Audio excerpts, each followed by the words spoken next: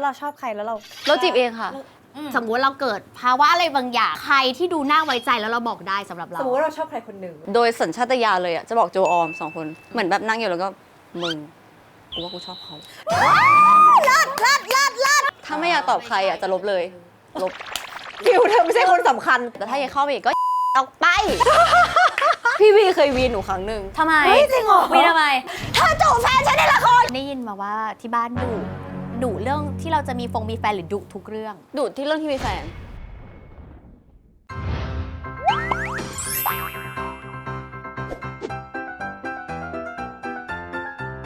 สวัสดีทุกคนยินดีต้อนรับเข้าสู่รายการเยี่ยมใหญ่ไหนเล่าฉันตื่นเต้นมากจริงๆแล้วอ่ะได้เจอน้องใหม่ใช่เพราะฉันไม่เคยเจอเขาฉันชอบโฟอีคือตอนเนี้ยจริงๆมาเกือบ6 โมงแล้วซึ่งเดี๋ยววันนี้จะบอกไมค์ด้วยว่าไมค์ชวนเพื่อนไปหน่อยเก็บให้ครบแต่ว่ายังไม่ถึงเวลานะคะก็จะบอกว่าตอนนี้เราเพิ่งทำงานเสร็จเราขอไปช้อปปิ้งหน่อยคือก้อยอ่ะเป็นคนที่ทำงานหนักมากจริงๆค่ะไม่ไปช้อปปิ้งเลยออนไลน์กูก็ไม่ค่อยช้อปก็คือวันนี้ถือโอกาสว่าเราเข้าห้างพอดีฉันเล่นสะพานเดินมาช้อปปิ้งส่วนตรงนี้ที่เราเห็นข้างหลังเนี่ยเขาเรียกว่า Home Collection ของ Just Found ที่เป็นคอลเลคชันใหม่โซนใหม่เลยแต่แป๊บนึงก่อนที่จะซื้อของในบ้านซื้อเสื้อก่อนได้ไหมงั้นพายก็ไปซื้อเสื้อผ้าก่อนช้อปปิ้งกันค่ะทุกคน Let's go shopping มาช่วยเลือกได้ไหมถึงโซนเสื้อผ้าแล้วเดี๋ยวฉันจะช่วยเธอเลือกอันนี้คอลเลคชันใหม่แล้วเนาะฉันจะบอกว่าเสื้อผ้า Just Found เนี่ยมีคนแบบง่ายมากนอกจากเขาจะอินเทรนด์แล้วแฟชั่นก็คือเธอจะหยิบจับอะไรอย่างเงี้ยมันก็เข้าไปหมดจริงถ้าเธอรู้สึกว่ามันง่ายขนาดนั้นเธอก็ไม่ใช่แบบที่แทนด้วยงั้นเดี๋ยวจะก็ดูหัวข้อให้แต่ช่วยกันเธอเป็นแบบเดนิมหน่อยส่วนเธอเป็นแบบมีสเกิร์ตดีไหมส่วนฉันจะแบบติดสีชมพูหน่อยที่มีสีสันน่ารักโอเคพร้อมแล้วแยกตัว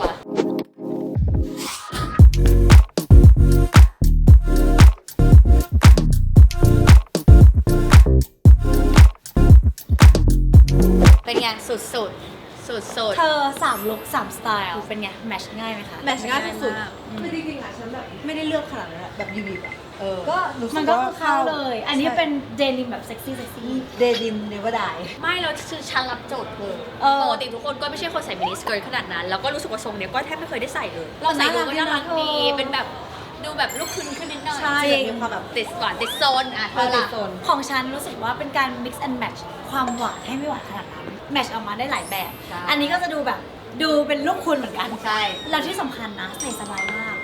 เห็นภาพแบบนี้คือไม่คันเลยใครอยากไปเที่ยวอะไรเงี้ยเขาก็มีคอลเลคชันที่เป็น travel นะคะซึ่งก็ออกมา2คอลเลคชันใหม่เลยไปดูกันได้แล้วก็ใครอยากได้ vibe แบบ exotic ชิคๆเนี่ยเขาก็มีเหมือนกันจริงๆเนี่ยเขามีหลายลุคมากๆแต่ถ้าใครนะคะเห็น5ลุคของเราแล้วอุ้ยอยากตามมาได้ที่ Just Found ทุกสาขานะคะมากันนะคะแต่ว่าตอนนี้ขอทำตัวเป็นไอดอลก่อนเพราะว่าจะไปเป็น4 Eve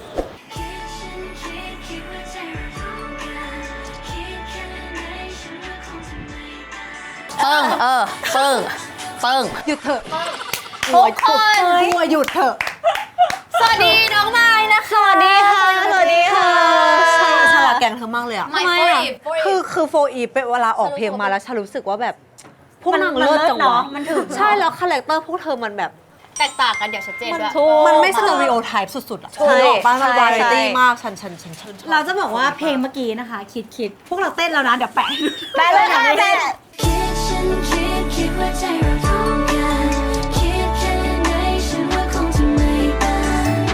โอ้ยวันนี้คุณมาลุยเดี่ยววันนี้ฉันเคยสัมภาษณ์เพื่อนคุณเกี่ยวกับความรักไปแล้ววันนี้คุณคนเดียวเลยคุณรู้สึกยังไงบ้างเวลาถูกสัมภาษณ์ความรักรู้สึกเหมือนโดนรับน้องก็ตอนเนี้ยใช่แกงเจ้ไงวันนี้แบบมานั่งเมากันนานๆทีนะหนูไม่ค่อยมีเพื่อนเท่าไหร่แล้วปกติจริงปะโฟอีฟไงเธอมีตั้งแต่ใช่มีโฟอีฟใช่เอาเราหมายถึงว่าปกติเราเป็นคนนิสัยยังไงพื้นฐานปกติเกี่ยวกับความรักหรอใช่เอานิสัยทั่วไปก่อนเพราะตะกี้เขาบอกว่าเฮ้ย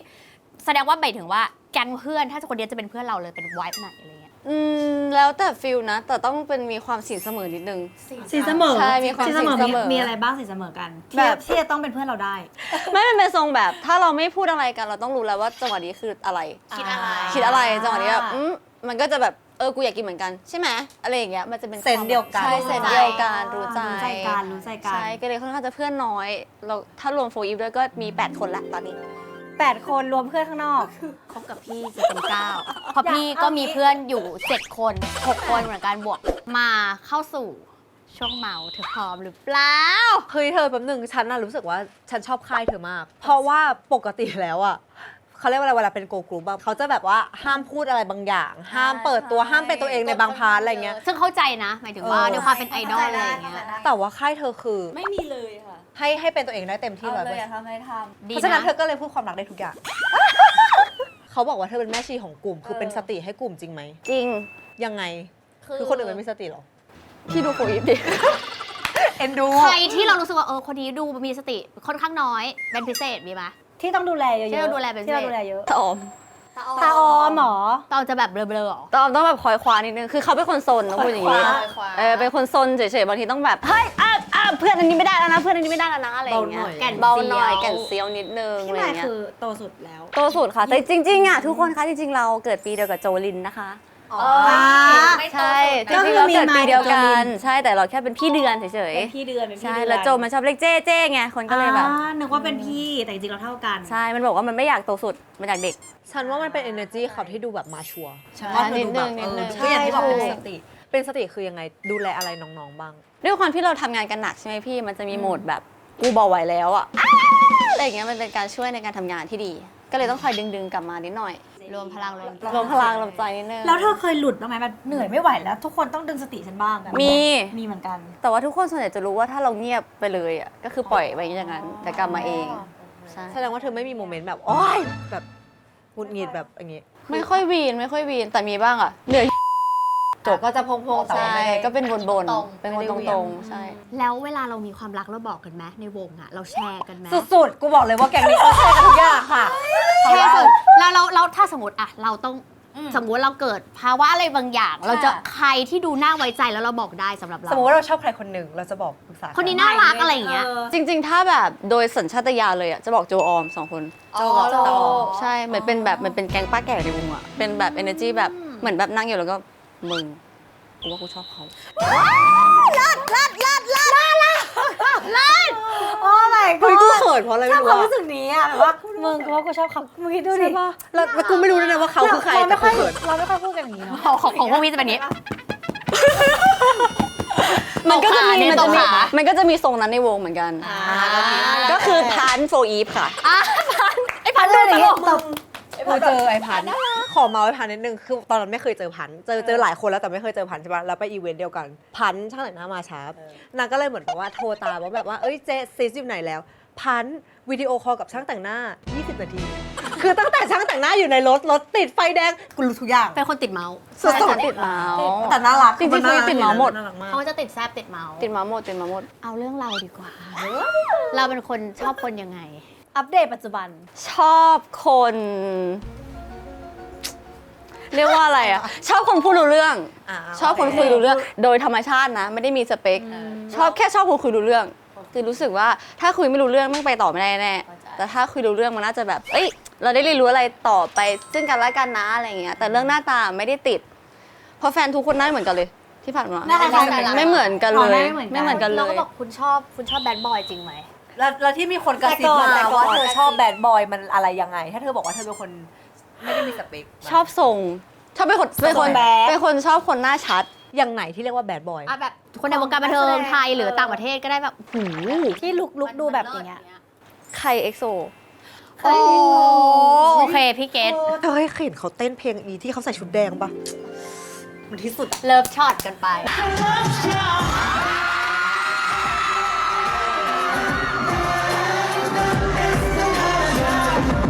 โอเค ไม่ถ้าแบบแค่เล็บนะแค่เล็บ จะมีความแบบเซ็กซี่ขยี้หัวใจเลย นิดนึงเพราะเรารู้สึกว่าเราเป็นคนหน้าคม แล้วถ้าสมมติเราอยู่กับผู้ชายหน้าแบบตูบ้าฉันจะดูแม่เขาทันทีก็เลย เราหน้าเราจะบวก แล้วเราชอบคนแบบโตกว่าหรือเด็กกว่า โตกว่าค่ะ ชอบคนโตกว่า อ่ะแล้วถ้าเขาเด็กแล้วเขานิสัยโตได้ไหม ได้ไหม ก็ลองดู เพราะว่ารู้สึกว่าเคยแล้วค่ะแล้วในเวิร์กคนที่เด็กกว่าอะไรอย่างเงี้ย ก็เลยคิดว่าเหมือนชอบคนโตกว่าด้วยนิสัยด้วยความคิดแล้วด้วยหลายอย่างอะไรเงี้ย ถ้าแบบบางทีพอเด็กปุ๊บแล้วมันฉันจะทำงานอะแล้วถ้าไม่เข้าใจมันคือไม่ได้ ใช่ชอบทำงานด้วยก็เลยแบบต้องเข้าใจเรื่องนี้นะ แสดงว่าจะค่อนข้างมาขี้หึงจุกจิกกับเธอไม่ค่อยได้ไหมหรือไม่เป็นไรหรือได้อยู่ ได้อยู่ถ้าแบบไม่ได้มาละลานก็โอเค ถ้าเขาบอกว่าอยากให้รีพอร์ตตลอดเวลาไปไหนทำอะไรบอก รายงาน เป็นคนอย่างนั้นอยู่แล้ว เอาเป็นคนไร้ เป็นคนอย่างนั้นอยู่แล้ว โดยธรรมชาติเป็นอยู่แล้ว เป็นเรามากกว่าที่แบบบอกบ้าง เป็นทางนั้นเป็นทางนั้น แล้วเราชอบให้หึงไหม ฮะ พี่แมนเราชอบให้หึงไหม ชอบ ในเหรอฉันว่าแหละ แบบเอ้ยเธอเราก็สวยนะ เธอต้องห่วงนิดนึง ไม่บอกเราเลยก็ไม่ได้ พอมาเรื่องห่วงต้องย้อนกลับไปสมัยเรียน เขาบอกว่าเธออะสมัยเรียนคือฮอตมาก คนจีบเยอะไหม ไม่มีเลย ไม่ โอ้ย ไม่มีเลย เพราะว่าทุกคนไม่กล้าเข้าหา สวยเกินไป เป็น เขาจะรู้สึกว่า แบบไม่กล้าเข้าใกล้ แล้วทำยังไงอะแล้วสมมติว่าแล้วเราชอบใครแล้วเรา เราจีบเองค่ะ เลิศจริงเหรอแสดงว่าเธอเป็นคนชอบใครเธอจะแสดงออก ใช่ใช่ แสดงออกยังไงวะ คือหนูเป็นคนชอบคนยาก ชอบคนยากแล้วคนยากแบบยากหมดอะไรเงี้ยแต่ถ้าได้แล้วได้เลยยาว ก็คือได้หัวใจ คนนี้ถ้า ๆ เราเลือกแล้ว เลือกแล้วคือยาวๆอะไรอย่างเงี้ย เราจะดูยังไงว่าใช่ก็ต้องรู้จักกันประมาณนึงก่อนมาสิ จริงๆอ่ะมันก็แบบมันจะมีเซนส์แบบสนใจคนนี้จังแบบแรกก่อนเพราะนี่ไม่ค่อยชอบคนแบบที่เจอกันผิวเผินมันจะแบบเป็นคนแบบในโรงเรียนเดียวกันในมหาลัยเดียวกันอะไรเงี้ยที่พบหน้ากันหน่อย ก็จะถ้าแบบแรกมาอุ้ยสนใจจังก็จะดูก่อน เก็บไว้ในใจ เก็บไว้ในใจก็ดูไปเรื่อยๆเช็คตัวเองกูว่ากูชอบเขาแล้วค่อยแบบทักไปอะไรอย่างเงี้ย ไปเลยเหรอ เธอทักยังไงให้เนียนไม่บอกว่ามีวิธีการอะไร ไม่หนูทักตรงๆเลยนะ ว่า ทักแบบ สมมติ ส ชื่ วั อ ส เอ ดีค่ะ ชื่อเอทักเอว่าอะไร พี่เอสวัสดีค่ะ พี่สวัสดีค่ะทำอะไรอยู่คะคุยได้ไหม เฮ้ยรักว่ะ หนูเป็นคนตรงมั้งมันก็เลยแบบไม่ค่อยเหลี่ยมอ่ะ แสดงว่าเธอไม่ขี้ฟอร์มด้วย คือแบบว่ารู้สึกว่า เพราะว่าถือว่าเลือกแล้ว เลือกแล้วก็คือชอบเลย ก็มีบ้างฟอร์มมีบ้างคือก็คงไม่ไปแบบ อะไรใส่เขา จะนิ่งๆทำทรงนิ่ง ก็คือจะนิ่งแหละแต่ก็จะ แต่ก็จะ แบบ พูดตรงๆ ชอบนะคะอะไรอย่างเงี้ยเขาจะมีคำที่บอกว่าจะมีช่วงโปรโมชั่นใช่ปะหนูไม่มี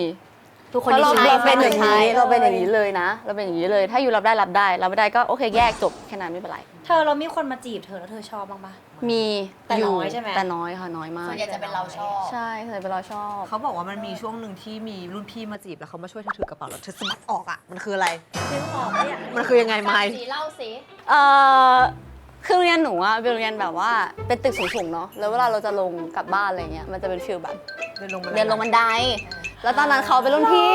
คือเหมือนเขาม .6 มั้งหรือม .4 สักอย่างแล้วก็จะฟีลแบบเขาต้องมารอแบบตรงชั้นม .4 เราเก็ตฟีลจังหวะแบบเดินออกมาจากห้องแล้วมีคนยืนรอปะเพื่อนก็จะอุ๊ย แซวแซวแซว อะไรอย่างเงี้ยแล้วก็โอเคไปแล้วพอกำลังจะลงไปปุ๊บพี่เขาก็แบบไม่พี่ถือกระเป๋าให้ไหมพี่ก็แบบไม่เป็นไรค่ะถือได้ แล้วก็เดิน แล้วพี่ดูแลตัวเองได้อะ เราไม่ชอบซีนแบบนั้น เออ ด้วย ไม่ได้ชอบซีนแบบนั้นอะไรเงี้ยแต่โตมาก็ชอบนะก็งงเหมือนกัน แล้วถ้าตอนนี้ถือกระเป๋าให้ไหมให้เลย อันนี้คือชอบแต่เขามีคนบอกว่า ถ้าสมมติว่าคนเนี้ยไม่ใช่หรือเรารู้สึกว่า เอ๊ะเคมีเข้ากับเราไม่ได้เธอจะสร้างกำแพงเมืองจีนเป็นเรื่องจริงไหมยังไง อันนี้ อะ จริงเพราะเรา เมืองจีนเบอร์ไหน คนที่เขาอะไรกับเราอ่ะเขาจะฟิลเข้าหาพี่นึกออกปะแล้วเราจะรู้สึกว่า ไม่ เฮ้ย ชอบ ไม่เป็นไรเราแยกกันไปเถอะอะไรเงี้ยแล้วก็เลยกลายเป็นกระแพงเมืองจีนขึ้นมา ยังมันต้องสูงมากเลย อาจจะ นะ ชัดมากมั้งม อย่ายุ่งกับฉัน อย่ายุ่งกับฉัน ทัก คือ มาไม่ตอบหรือ ไม่ อะร ตอบ เงี้ย ไม่ดูดลบแชท ลบแชทก็คือ คือ ignore ใช่คือเป็นคนไม่ชอบมีแจ้งเตือนค้างในโทรศัพท์ถ้าไม่อยากตอบใครอ่ะจะลบเลยลบ ฟิวเธอไม่ใช่คนสำคัญปั๊บ ถ้าไม่อยากต แต่ อบ ชัดเจนดีนะ เป็นพวกชัดเจนที่พี่ก้อยบอก เราเลยรู้สึกว่าเราชัดเจนกับยูนะเราแฟร์นะแล้วเราก็อยากให้ยูแฟร์กับเรานะ ซึ่งเราอ่ะบอกเขาไปแล้วด้วยว่าเราอ่ะไม่ ไม่ได้ คิ อะไรนะ คือมีการเคลียร์กันก่อน ใช่ ด้วย เคลียร์แล้วเราไม่ได้คิดอะไรนะอะไรเงี้ยแต่ถ้ายังเข้าไปอีกก็ออกไป ไม่มาออกไอบูเลอร์ให้เจ๊ด้วยดิ อ๋อใครอ่ะ อยากออกกับใครอ่ะไอเยอะไปพูดทีนี้เดี๋ยวพี่ DM ไปหาไมค์เดี๋ยว DM ไป หรือถ้าใครอยากเห็นไมค์ขึ้นรถกับใครก็บอกได้นะคะ อ่ะเอาทีนี้อยากรู้แล้วพอโมเมนต์เป็นแฟน พอเป็นแฟนกันจริงๆเธอหวานไหม มาก เขาบอกเธอเป็นแมว ร่างแมวคืออะไร ร่างแมว ใช่เป็นอย่างนั้นเลย เป็นอ๋อ มีเสียงอะไรบ้างไหนแชร์หน่อย มีเยอะเลยตกใจเหมือนกันเวลาตัวเองเป็นอะเวลาแบบกลับว่าเธอคะอะไรอย่างเงี้ย เพราะปกติมัน ใช่ดูแมน มันดูตรงๆไงใช่ปะ ใช่ แต่พอเราอยู่กับคนรักของเราเราก็มี ใช่คือเขาต้องพิเศษสิ โอ้ยน่ารัก รอดอ่ะ เธอพูดค่ะกับ ใช่พูดค่ะพูดเพอมาก แล้วเธอเป็นคนขี้หึงไหม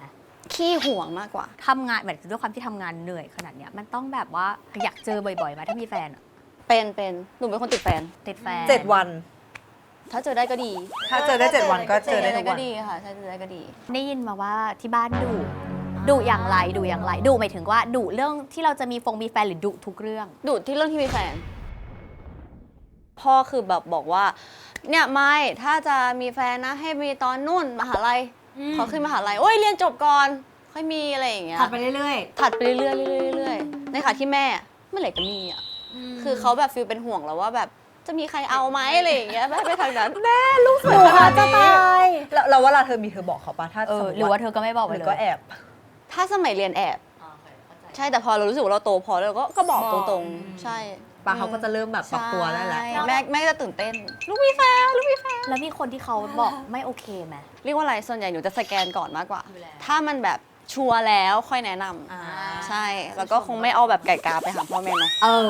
ถูก โอเค ต้องเธอดูแข็งแกร่ง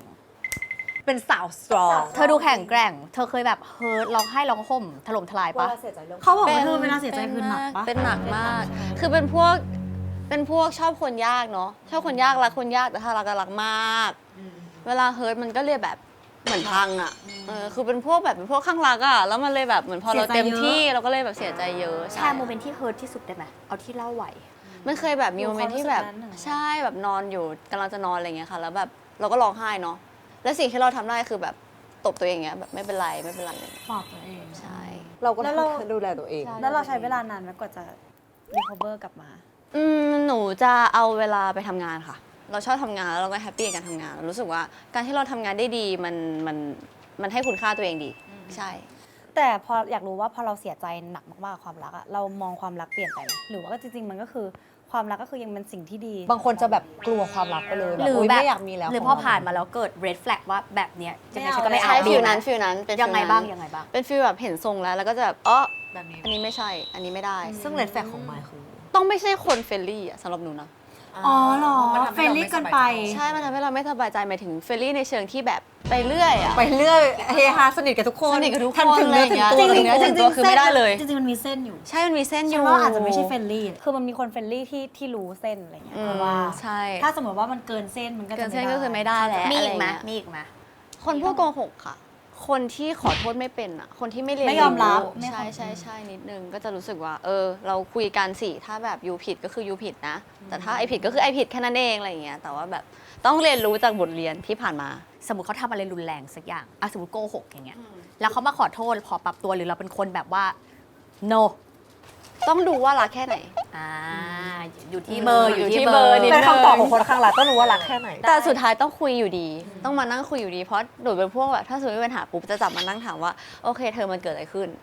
มันเกิดขึ้นได้ยังไงทำไมถึงทำแบบนั้น มาฉันอยากรู้ว่าเธอมีattitudeยังไงกับการนอกใจ สมมติว่าแบบคนที่เรารักมากแบบมากๆเลยอะแล้วเขาดันนอกใจเราไม่ว่าจะเป็นในเชิงฟิสิกอลหรือแบบนอกกายหรือนอกใจ เธอว่าเธอแบบไม่ได้มัน ใช่พังอยู่นะ ถ้าสมมติแบบนอกใจใช่ป่ะมันจะมีหนูเชื่อเลยว่ามันจะมีโมเมนต์แบบจริงเหรอวะ จะทำใจยอมรับนานมากว่ามันจริงเหรออะไรอย่างเงี้ยนานมากๆเลย แล้วเธอว่าเธอไปต่อกับคนนี้ได้ปะ ต้องคุย ต้องคุย ต้องคุยถ้าต้องดูอินเทนชั่น เป็นคนสื่อสาร ซึ่งดีนะ ต้องดูอินเทนชันนะว่าทำไปอะตั้งใจหรือเปล่า หรือว่าแค่แบบเผลอเมาเลสแฟกคือเมาพี่หนูไม่ชอบคน ไม่ชอบคน ไม่ชอบ แสดงว่าไม่ชอบคนปาร์ตี้หนักๆ ไม่ช ทาง อ เธ บ อแน่ ไม่ใช่ทาง โอเคคิดภาพออก เพราะหนูเป็นคนไม่ปาร์ตี้เลย คือโอเคเราเข้าใจนะว่าแบบเฮ้ยการปาร์ตี้มันสนุกเราก็จอยเวลาแบบไปปาร์ตี้อะไรอย่างเงี้ย แต่ว่าถ้ายูลิมิตตัวเองไม่ได้อะเราจะรู้สึกว่าเอ้ยเราไม่สบายใจนะ คือ ลิมิต นาน ให้ห ๆ อย ทีก็คือไม่เป็นไรแต่ถ้า ใช่ สมมติเป็นคนไปเที่ยวบ่อยๆก็คือไม่ ใช่ ได้เลย เข้าใจนะถ้าเป็นผู้ชายที่แบบว่าควบคุมตัวเองไม่ได้เวลาเมา ใช่ จะดูไม่มีเสน่ห์ทันทีจากแบบว่าคนที่ดูแบบหล่อหน้าตาดี ถูกต้องค่ะ เข้าใจ ทุกคนฟังไว้นะคะ รวมถึงผู้หญิงด้วยรวมถึงผู้หญิงและทุกเพศและทุกเพศ ทุกเพศ ฉันอยากรู้คือเธอเป็นคนไม่ชอบหมายถึงดูไม่ชอบเที่ยวขนาดนั้น แล้วแอคทิวิตี้แบบฮ็อบบี้เธอชอบทำอะไร สมมุติว่าถ้า อยู่บ้าน ชอบอยู่บ้าน อยู่บ้านดู Netflix ค่ะ เลิศ และแล้วก็ถึงวันที่เธอได้มาเล่นบทบาทของสิ่งที่เธอรัก นั่นก็คือการเล่นภาพยนตร์เล่นซีรีส์เป็นยังไงบ้าง เธอดีใจไหม เขาบอกนี่คือบูเรื่องแรก ใช่ แบบจริงจังที่สุด จริงจังที่สุดคือบูเรื่องแรกก็เจอพี่โขมเลยน่ากลัวมาก เท่ากับแบงค์คอกเบรกอีก2 ใช่ค่ะ คือมันเป็นภาคแยก ถ้าจะให้เล่าคือไอตัวอันแรกที่เป็นแบบพี่เวียเนาะที่มันเป็น Bangkok Breaking อันแรกที่เป็นซีรีส์อันนั้นคือก้อนหนึ่ง แล้วก็อันนี้ที่ทำใหม่เป็นภาพยนตร์ค่ะ Bangkok Breaking ฝันนรกไม่เทวดา เป็นภาคแยกที่เหมือนแบบหยิบตัวพี่เวียก็คือวันชัยเนี่ยมาเล่าว่าเขาเจอเรื่องราวอีลุงตุงนางอะไรในนี้ มิติหนึ่งของตัวละคร ใช่ค่ะใช่ แล้วคาแรคเตอร์พี่มายเป็นยังไง ในเรื่อง ไม่ใช่คนดีเท่าไหร่ อะไรนะ ไม่ใช่คน พี่ชอบหน้า ไม่ ห ใช่ นู คนดีเหรอ ชื่ออะไรคาแรคเตอร์ชื่ออะไร ชื่อเมจิค่ะ โอ้โห ไม่ลูก เนเจอร์เป็นคาแรคเตอร์แบบ เป็นคนแย่นิดนึงอะไรอย่างเงี้ย คือเขาแบบเป็นตัวแทนของคนที่โฟกัสตัวเองเยอะ ชีวิตฉันต้องรอด ฉันต้องได้สิ่งนี้ ฉันต้องไม่ได้สิ่งนี้ ฉันเอาตัวเองก่อน เป็นคน survive สูงมากๆอะไรอย่างเงี้ย แล้วก็คิดอะไรเร็วค่ะ แต่เป็นคนตลกด้วย ค่อนข้างต่างกับเราไหมคาแรคเตอร์เนี่ย ก็ต่างนะต่างในแง่แบบความเป็นคนไวของเขาอะเพราะแบบเวลาแบบไปถ่ายหนังเรื่องนี้ใช่ไหมคะจะต้องแบบนอนไปเยอะเพราะรู้สึกว่าถ้าเข้าซีนปุ๊บมันใช้พลังเยอะมากพี่ก้อยใช้เยอะมากแอคชั่นก็เหนื่อยแล้ว แล้วก็ตัวละครที่เราเล่นดันเป็นคนแบบตลอดเวลา แล้วเมจิประกอบอาชีพอะไรเขามีอาชีพ เขาเป็นพยาบาล แล้วไมล์เล่นกับใครบ้าง เล่นกับพี่เวียค่ะ ก็คือรับบทเป็นบัญชัยพระเอกในเรื่องแล้วก็มีพี่ดูสัญญา พี่ดูชอบพี่ดู ใช่เป็นพี่ดูแล้วก็มีพี่เดย์ไทเทด้วย แล้วก็มีแบบโนนนี่นั่นเต็มไปหมด มีหลายคน เมามานมากสุด รู้สึกยังไงกับการทำงานเรื่องนี้ แบบมันต่างจากเรื่องอื่นๆ ที่เคยเล่นยังไงอะไรเงี้ย ๆสะใจสะใจมันมอมแมมอะพี่หนูมอมที่สุดในชีวิตแล้วอะ มันเละเทะมันแบบ เละเทะสุดๆแบบ นั่งดูตัวอย่างแล้วก็แบบโอ้ตายไปคุกกินที่ไหนมาอะไรอย่างเงี้ยเวลาดูอะแต่ว่ามันดีนะมันดี เพราะว่าแบบเรื่องราวเขาแบบเข้มข้นไงมันคลุกฝุ่นมันคลุกดินทุกทรายอะไรกันเต็มไปหมดอะไรเงี้ยก็เลยแบบถือว่าทำถึง ชอบ แล้วทำงานกับพี่เวียเป็นไง พี่เวย์ใจดีค่ะ พี่เวียใจดี พี่เวย์เขาแบบเป็นคนดีอ่ะ เป็นสุภาพบุรุษ ใช่เป็นพี่ชายที่แบบเป็นนักแสดงตัวอย่าง แต่หนูจะชอบอยู่กับพี่ดู คือพี่ดูเป็นคนที่น่ารักมากที่รักเขามาก ใช่น่ารัก แต่ว่าพี่ดูเป็นคนแสบสำหรับพี่ดูเป็นคนแส ใช่ บอยากให้มีมุมอะไรที่เขาแบบไม่ค่อยมีใครเห็นพี่ดูไหม ไม่พี่ดูเขาจะเป็นคุณพ่อนั่นแหละเป็นพ่อที่แบบเล่นกับเรา เพราะว่าเหมือนเราแบบเป็นเด็กในกองใช่ไหมเราก็จะอะไรอย่างเงี้ยแต่ว่าเขาจะก็แบบจะคอยเล่นกับเราด้วยจะคอยแบบเละเทะไปด้วยกันเลื่อยเปื่อยอะไรอย่างเงี้ยพี่เวียเขาจะมีสาระหน่อยไงอยู่พี่ดูดีกว่า พี่เขาจะนิ่งๆ ค่ะเราให้มันรีแลกซ์ relax ใช่ ฝากหน่อยได้ไหมว่าทำไมเราต้องอยากดูเรื่องนี้ Bangkok Breaking ทุกคนค่ะ ภาพยนตร์เรื่องนี้ Bangkok Breaking ฝ่านรกเมืองเทวดา เป็นภาพยนตร์แอคชั่นทริลเลอร์ดราม่าเรื่องเดียวนะคะ ในตอนนี้ของประเทศไทยนะคะ Netflix หาดูได้กว่า 190 ประเทศทั่วโลก เยอะมาก 26 กันยายนนี้ที่ Netflix เท่านั้นค่ะ Six Nine Go Inter สุด เท่านั้น แต่ว่าอยากให้ทุกคนไปดูน่าจะเป็นรสชาติที่น่าสนใจของภาพยนตร์ไทย พี่โขมก็แบบสายบู๊อยู่ พี่ แล้ว ผมเป็น อะ คนบ้าพี่แบบ พี่ชอบ ใส่สุดใส่สุด สุดอ่ะสนุกมากสนุกมาก รอชม รอชมกันนะคะ แต่ขออนุญาตกลับมาเป็นปิดท้ายแล้วกันด้วยความที่จ ก่อนปิ ริ ด ง รายการ เพราะจริงๆเราเป็นแบบสายประเด็นความรัก ในฐานะที่เราเป็นพี่โต คิดว่าน้องๆอีก 6 คนเนี่ย ถ้าต้องพูดว่าคนเนี้ยเหมาะกับสไตล์แบบเนี้ยเราจะเลือกใครสไตล์ไหนบ้าง ถ้าเป็นโจเหรอโจน่าจะแบบเหมาะกับคนแบบคุยเก่ง ใช่เพราะโจชอบคุย หมายถึงต้องคุยแบบโต้ตอบกันได้อะใช่ โบ๊ะบะเหรอ โบ๊ะบะต้องเป็นทรงนั้น เฮฮาหน่อย ต้องเป็นทรงแบบโบ๊ะบะเฮฮาหน่อยอะไรอย่างเงี้ยแล้วหนูว่าโจน่าจะชอบคุยขี้ออนด้วย คีออนคุยเก่ง ไข่เต้าโอเคอะ อันนี้คือ ไป โจลิน ใช่แต่ออนเขามีของเขาอยู่แล้วอะ ชอบมากแล้วเลือกตาลง แล้วอย่างตาออมจริงๆแล้วเขาเป็นสไตล์ไหน นี่ว่าเขาเหมาะกับแฟนเขาแล้วนะ ซึ่งแฟนเขาเป็นคนไง ซึ่งแฟนเขาเป็นคนแบบอวยอะไรไม่รู้ไม่อวย เจอหน้าที่แบบเธอสวยจังเลยอุ้ยเธอซื้อยอม คือตาออมชอบให้อวย คือออแบบไม่ได้ชอบขนาดนั้น ไม่ได้ชอบ แต่ว่าตัวมันเองอ่ะเหมือนมันแบบเหมือนมัน good energy อ่ะ ใช่ มันคือ positive ใช่ energy positive energy อ่ะ supportive ใช่ เข้าใจ มาก แต่เพื่อนพี่มีคนหนึ่งชอบมากวิโอเลตชอบให้แฟนชม เธอก็เคยเป็นนางเอกของก้าวจีรายุมาก่อน ๆพี่วีเคยวีนหนูครั้งหนึ่ง ทำไม เฮ้ยจริงเหรอ วีทำไม วีอะไร ก็บอกว่าเธอจูบแฟนฉันในละครขอโทษค่ะ โคตรวีเลยอะ ดูเป็นเอวีบ้าง ขออนุญาตแวะเรื่องวินนิดเดียวเฮ้ยวันนี้เราสวยไหมถามก้าววันนี้เราสวยไหมสวยเธอชมเราจริงปะเนี่ยวันนี้เราสวยไหมถามอยู่นั่นน่ะ หนูเคยเจอเหมือนกัน ชอบให้ชม ตอนอยู่ในกองนาคแล้วคือนั่งกินข้าวคือเราก็กินข้าวตรงข้ามพี่ก้าวไงก็นั่งโต๊ะเดียวกันพี่ก้าวก็ขอแล้วพี่วีก็เฮ้ยเธอไม่ได้พี่ก้าวก็สวย ติดลำพันนิด ใช่ ๆติดลำพันนิด แล้วเราก็แบบเขารักกันดีแล้วเขาเธอเหมือนลูกหมาก็ลูกหมาเลย เป็นคนเปิดเผย ๆ เปิดเผย น่ารัก อ่ะอันนั้นต่อมาต่อไป คนต่อมา เอแฮน ฮันน่า สำหรับเธอกับแคน คนที่จะเอาฮันน่าอยู่อะต้องเป็นคนยังไง หรือเหมาะสำหรับพี่หมาย ยันยากอ่ะ แฮนเขาติดยาก หรือต้องติดแบบ maybe ใช่ไหม อาจจะต้องแบบเป็นคนติด ศิลปินไปด้วยกัน ใช่ติดไปด้วยกัน แต่คิดว่าชีน่าจะชอบคนแบบคนที่มี privacy เยอะๆหมายถึงแบบเรื่องของเราคือเรื่องของเราสองคนแฮนเป็นคนไม่ค่อยพูดเรื่องส่วนตัวอยู่แล้วด้วยเลยคิดว่าเขาน่าจะชอบคนประเภทเดียวกัน โอเค ต่อไป ฝ้ายชอบคนหล่อ สเปคเท่ากับหล่ จ อ บพี่ชอบอันนี้ ชอบ มันคมเข้าใจง่าย ชมเลย รอแบบไหนคะคุณกับ นี่ คาริ ว่า ฟาย ฝ้ายน่าจะชอบคนแบบชอบคนมีเทสนิดนึง แต่งตัวเก่ง ใช่เพราะว่าตัวเขาเองอะเรื่องอาจจะแบบเทสเรื่องดนตรีไหมไม่แน่ใจ อ๋อ เพราะว่า เทสดนตรี เขาเป็นคนแบบฟังเพลงเยอะเขาเป็นคนแบบมีเทสบางอย่างความเป็นอาร์ติสต์ในตัวเขาอยู่อะไรเงี้ยเลยคิดว่าถ้าแฟนเขาน่าจะต้องแบบ หล่อ มี มี ทรง เท ๆ ส เป็นทรง ศิลปิน ๆแต่ชอบคนหล่อแน่ อย่างพระเอก MV คนล่าเพลงล่าสุดของคุณ ก็คือหล่อ Mario Maurer นี่คือ หล่อ ใช่ไหมใช่ทางคุณป้ายไหม ๆก็เห็นเขินกันทั้งกองนะ โอเค าจริงๆ เพื่อท้าของทุกคน พี่โอน่าจะเป็นทาง ใช่เป็นไรทุกคน แต่ไอโจเขินมาก คือโจเขินสุด ใช่เพราะไม่โจเข้าคนแรกด้วย แล้ว แล้วมันบอกว่าแบบ ยังไม่โพล แล้วมันบอกว่ามึงเข้าใจว่าเหมือนตอนเขาเดินมาเหมือนเขาแบบพี่โชนเดินมาไอ้มันหลุดมาจากหนังกูเห็นภาพแล้วโอเค แล้วทุกคนเป็นน้องน้ำหมด ใช่ทุกคนเป็นน้องน้ำแต่ว่าอย่าว่างูหนีใน MV ยายกล้วย MVP นะคะ เพราะว่าซีนเขาว่าซีนเดี่ยวเขาคือซีนแบบวิ่งหนีคุณลุงสวนแล้ว แล้ว เขา ก็ แบบ ไอ้นี่ตกปะ ที่ชิดกำแพงแล้วพี่โอ้กัน อ๋อใช่ อย่างเงี้ย มันมีจังหวะแบบ อย่างเงี้ยแต่ว่ากรีดพวกเธอกรีดอยู่หลังกล้องไหม ใช่กรีดอยู่หลังกล้องคือทุกคนแบบสแตนบายรอเซลมากเกรดกล้วยสวยสุด เรียกว่าคือ number one ไปต่อ พัน พัน รวยค่ะ ถ้าฝ้ายคือสเปคหล่อพันคือสเปครวย ทำไม ไม่เพราะพันเป็นคนชอบเที่ยว ต้องเป็นคนที่ไปกับนางได้ ใช่ตอนเป็นคนที่แบบไปกับนางได้ ถ้าแบบวันหนึ่งแบบวันนี้คืนนี้เธอบินไปปารีสกันไหมต้องไปได้อะ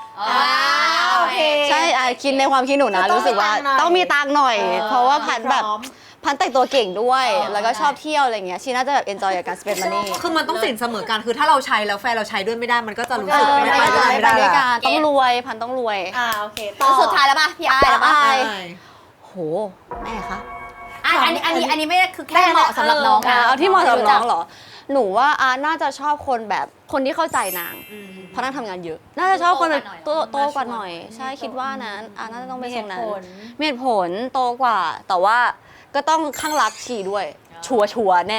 นอนแน่เดาที่จะการคันดา ยังไม่ถึงวัยเดี๋ยวรอดู เดี๋ยวเราดูกันไปค่ะ น่ารัก มาคำถามสุดท้ายณวันนี้คาดหวังอะไรกับความรัก มองความรักเป็นอย่างไร มองความรักเป็นอย่างไร ก็ยังคงมองความรักเป็นส่วนเติมเต็มในชีวิตค่ะ เป็นอะไรที่อาจจะมีหรือไม่มีก็ได้สำหรับหนูนะ เพราะเรารู้สึกว่าถ้ามีแล้วมันดีอ่ะคือมันจะทำให้ทุกอย่างดีหมด แต่ถ้ามีแล้วมันแย่ก็ไม่คุ้มเลยนะ เหมือนเธอบอกว่าถ้ามีแล้วมันจะบวก แต่ว่าถ้าเกิดว่าไม่มีมันจะแบบหารลบอะไร ใช่หนูมองว่าแบบความรักคือเป็นคูณหรือหาร คือถ้ามีก็คือคูณ คูณ ไป ทุกอย่างเลย แต่ถ้ามันไม่ดีก็มัน คือ ก็จะ หาร ติดลบ ก็เลยค่ะ เพราะฉะนั้นถ้าไม่มีแล้วไม่ดีก็ไม่มีละ ใช่ไม่มีละกันใช่แต่ก็สวยนะคะ เธอคาดหวังอะไรจากความรัก ฮะ ในช่วงอายุเนี่ยคาดหวังอะไรจากความรัก อุ๊ยแอบมองเป็นเรื่องครอบครัวแล้วนะเอาจริง หรอ เธอเป็นคนมั่นคงอะ ใช่ ใช่เรามองไกลเรารู้สึกว่า ถ้าเรื่องความรักอะถ้าเราเจอแล้วเราจะรักษาเขาไว้นานๆ ใช่ค่ะ สุดท้ายฝากอีกสักที Bangkok Breaking หรือผลงานอะไรก็ ผลงานทุกอย่างเพลงเราอยากฝากอะไรฝ่ายหมด ก็ฝากรายการค่ะ ฝาก Bangkok Breaking ค่ะ ฝากนรกเมืองเทวดา ออนแอร์ทาง Netflix วันที่ 26 กันยายนนี้นะคะทุกคน แล้วก็ในส่วนของงาน 4 Eve นั้นสามารถดูได้ที่ 4 Eve Official ทุกแพลตฟอร์มเลยค่ะ เย้ ไปเต้นชาเลนจ์เขาได้นะคะ ใช่ คิดเซ็กซี่สุด เลิศมาก โอเค วันนี้ thank you ขอบคุณมาก ขอบคุณนะคะ ขอบคุณมาฟังเราด้วยน่ารักสุดๆปิดท้ายผู้ชื่อรายการพร้อมกัน ๆยังไงไหนล่ะ เอาแบบสไตล์เธอ ยังไง เอาเป็นคาแรคเตอร์ใหม่ เฮ้ยวันนี้อยากอีอาร์เป็นอยากแบบ ได้ เสียงดังอะรู้สึกว่าเจอเจอะ ถนัดเลย เออ ถนัดเลย ยังไง อ่ะ เดี๋ยวทำตาม พี่ทำตาม ยังไงไหนเล่า โอเค โอเคได้ไหม พี่ต้องผมมาข้างหน้าเลยพร้อม 1 2 3ยังไงไหนเล่าเฮ้ย ไม่มีในจี้นี้นาน เลิศนะ ใช่คิดถึงในจริงเนี่ยเหมือนกันนะแบบ จริง กรีด ส่วนใหญ่ กรา เขา ด จะมาเป็นเฟียสๆกันไงแบบ ใช่ เพราะว่าวันนี้แบบเจอแบบฟิลเมาส์ไง ซิสเตอร์ ใช่เจอพี่ เธอชวนอีกโฟอีพี3 คนมาหน่อยเหลือ 3 คนยังไม่ได้มาที่รายการ ๆมีเหมาะมากเหมาะสุดๆฝ้ายพัน ใช่ ตาออม 3 คนนี้หู อุ๊ยเป็นเคมีที่ดีนะฝ้ายก็จะแรงแบบเบาๆแบบน้อยแต่มาก และ พันแรงเลย ตาออม ตอนมาเบรกเวลายิ้ม